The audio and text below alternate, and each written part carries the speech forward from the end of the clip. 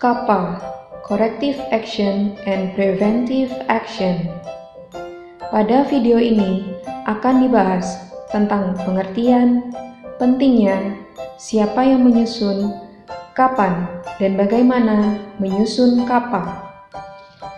CAPA atau TPP, tindakan perbaikan dan pencegahan itu sendiri merupakan suatu upaya untuk 1.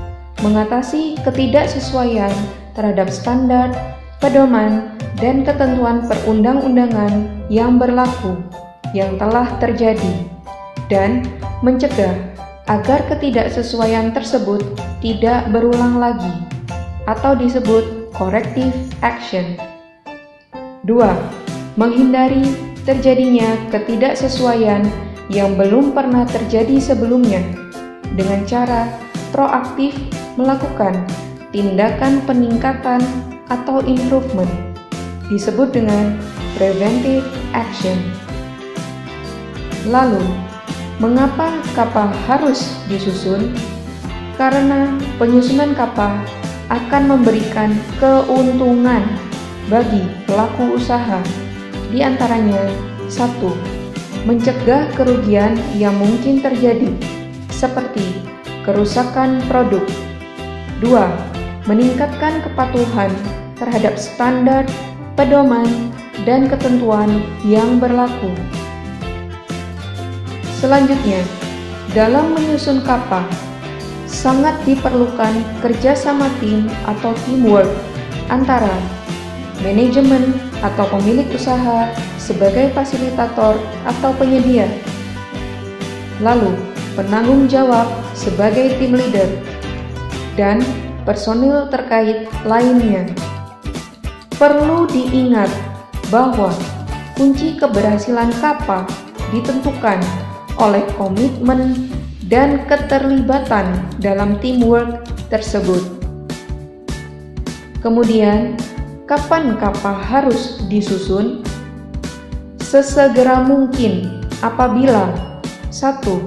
Terdapat penyimpangan dalam operasional, misalnya terjadi kenaikan suhu ruang penyimpanan, beberapa obat diletakkan di lantai tanpa dialasi palet, atau tidak konsisten dalam penulisan nomor batch dan kadaluarsa pada kartu stok atau sistem. CAPA juga dibuat bila ada temuan saat audit internal, yaitu audit oleh pihak sarana sendiri atau lebih dikenal dengan inspeksi diri. CAPA juga dibuat bila ada temuan audit eksternal, misalnya pemeriksaan dari instansi pemerintah seperti Badan POM, serta ketika ada keluhan atau komplain dari pelanggan. Syarat CAPA meliputi 1. Bisa mengatasi ketidaksesuaian atau temuan sampai dengan akar masalah. 2. Sesuai persyaratan atau ketentuan yang berlaku. 3. Dapat diterapkan sesuai dengan kemampuan dan sumber daya yang dimiliki pelaku usaha tersebut, tentunya sesuai dengan persyaratan yang berlaku. Berikut adalah format CAPA. Corrective and Preventive Action. Sehubungan dengan hasil pemeriksaan titik-titik, diisi tanggal pemeriksaan. Terhadap titik-titik, diisi nama sarana. Terdapat 8 kolom dalam format CAPA, antara lain kolom 1, nomor, diisi dengan nomor. Kolom 2, temuan dan observasi, diisi dengan temuan hasil pemeriksaan oleh Badan POM.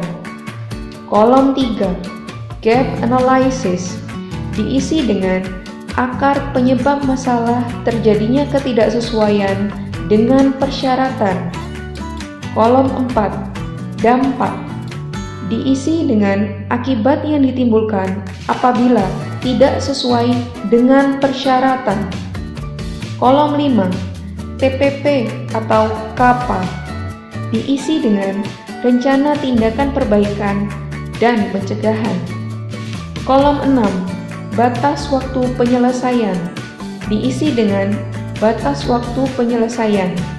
Semakin cepat masalah diselesaikan, maka semakin kecil kerugian yang ditimbulkan. Kolom 7, PIC, diisi dengan personil yang bertanggung jawab sesuai dengan uraian tugas, misalnya apoteker atau karyawan lain yang ditunjuk. Kolom 8, bukti perbaikan, diisi dengan bukti telah dilaksanakannya perbaikan. Bukti perbaikan harus dilampirkan, dapat berupa dokumen atau foto. Jika perbaikan yang dilakukan dengan pembuatan SOP, maka dokumen SOP harus dilampirkan. Selain itu, bukti sebelum dan sesudah perbaikan juga dilampirkan. Selanjutnya, penyusunan KAPA terdiri dari 7 langkah berurutan. 1. Identifikasi masalah. 2. Evaluasi. 3. Investigasi. 4. Analisa. 5. Rencana tindakan. 6. Implementasi. 7. Tindak lanjut. 1. Identifikasi masalah, yaitu menetapkan masalah secara jelas dan spesifik. Masalah merupakan penyimpangan terhadap target atau standar. Identifikasi masalah dapat dilakukan dengan mempelajari data yang tersedia. Bentuk-bentuk masalah antara lain reject atau penolakan, kesulitan atau hambatan atau kekurangan, kecelakaan, pemborosan atau biaya yang tinggi. Langkah 2, evaluasi, dilakukan untuk menentukan prioritas masalah yang harus diselesaikan terlebih dahulu. Meskipun semua masalah harus diselesaikan pada akhirnya. Evaluasi mencakup besarnya dampak seperti biaya, keamanan, kepuasan pelanggan. Kemudian, tingkat keseriusan masalah adalah seberapa mendesak masalah harus segera diselesaikan. Selanjutnya, perkembangan massa atau frekuensi terjadinya masalah. Langkah 3, investigasi, diawali dengan menyusun rencana investigasi dan melakukan investigasi termasuk dari sisi eksternal untuk menentukan sebab-sebab terjadinya masalah. Langkah 4, analisa. Analisa penyebab masalah dapat dilakukan dengan 3 metode, yaitu diagram tulang ikan atau fishbone atau Ishikawa, metode pohon logika, dan metode Pareto. Kemudian, analisa akar penyebab masalah dilakukan menggunakan metode bertanya mengapa sebanyak 5 kali atau lebih dikenal dengan istilah 5 whys. Tidak dipatok sebanyak 5 kali, boleh lebih maupun kurang. Penggunaan why adalah sampai batas wewenang pelaku usaha. Jika jawaban dari why sudah di luar wewenang pelaku usaha, maka berhenti. Dan why terakhir yang masih dalam batas kewenangan pelaku usaha itulah yang merupakan akar penyebab masalah. Jawaban dari why harus sesuai fakta, bukan opini. di mana Y selanjutnya merupakan akar atau penyebab dari Y sebelumnya.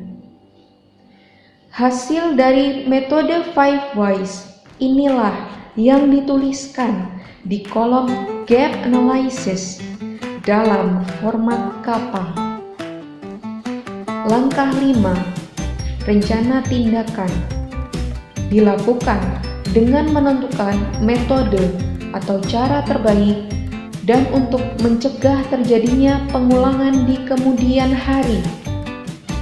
Rencana tindakan memuat semua tugas atau pekerjaan secara jelas, penanggung jawab atau pelaksana atau PIC, dan batas waktu pelaksanaan perbaikan. Langkah 6. Implementasi. Lakukan dokumentasi implementasi dari rencana tindakan dan mengomunikasikan terhadap pihak terkait, baik internal maupun eksternal. Langkah 7.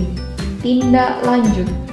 Berfungsi untuk memverifikasi dan menilai efektivitas dari kegiatan yang telah dijalankan, termasuk memastikan bahwa semua karyawan memahami perubahan yang telah dijalankan.